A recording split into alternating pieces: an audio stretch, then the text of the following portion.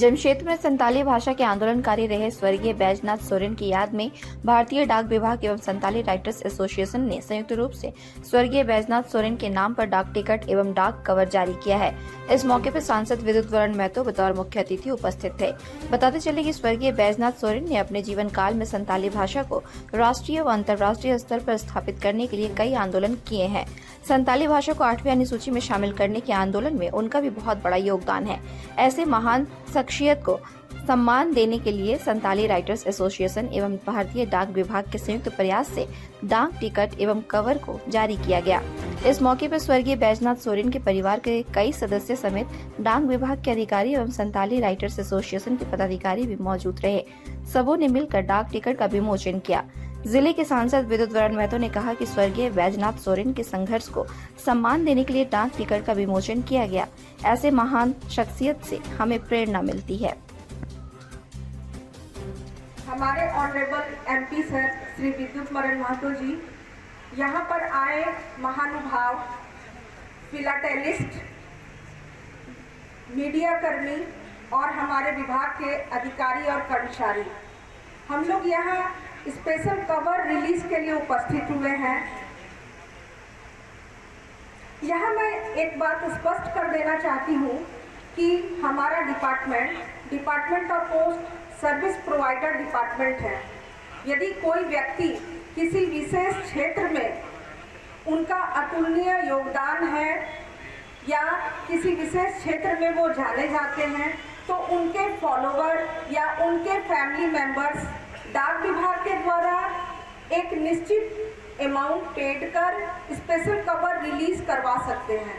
हमारे डिपार्टमेंट में माई स्टाम्प की भी सुविधा है, जो मात्र 300 रुपये में कोई भी व्यक्ति अपने फैमिली मेंबर्स को या तो वो बर्थडे गिफ्ट कर सकता है या मैरिज एनिवर्सरी में उनको गिफ्ट कर सकता है।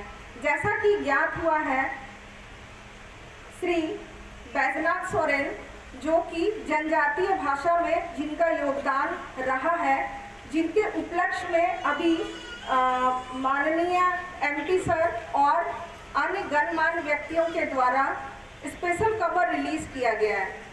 और हमारे इस कार्यक्रम में जो पोस्ट ऑफिस के हेड है वो भी उपस्थित है। ये संताली भाषा को लेकर इन्होंने सारा जीवन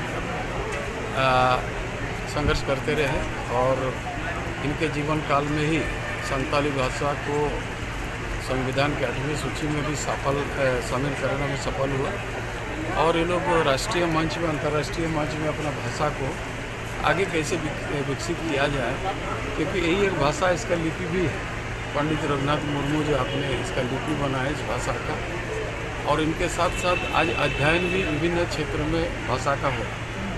नेपाल में जिस तरह का सुनने को आया कि पहले वहाँ के संताली लोगों को मान्यता नहीं दिया जाता, लेकिन आज वहाँ भाषा और इसका दोनों को मान्यता मिला, नागरिकता भी मिला। तो ये बहुत बड़ी बात है। अरे इन्हीं लोग का बदौलत ये सब आगे है। देखिए, ये राइटर्स क्या है, एक दर्पण होता, समाज का आईना होता, और इन लोग समाज में उन व्यक्ति को ढूंढ कर लाते हैं और उनका जीवनी को लिखते हैं, उनको अपना लिखते हैं ताकि लोग उनका विषय में जानकारी प्राप्त करें और उनको विषय का अध्ययन करें और अध्ययन के मार्फत समझे कि ये व्यक्ति कितना इम्पोर्टेंट है। उसी तरह बैजनाथ जी का सारा जीवन इनका साथी लोग अभी भी है।